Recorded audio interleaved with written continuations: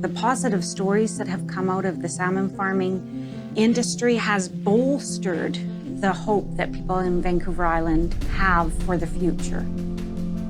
I'm Pauline Stevenson, the president of Excel Career College. We have trained over 300 aquaculture technicians. It's absolutely essential and an integral part of what's been happening on Vancouver Island during COVID.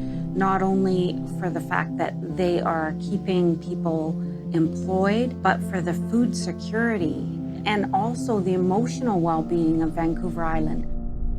When a student is successful, that is what we strive for. This is their career for life.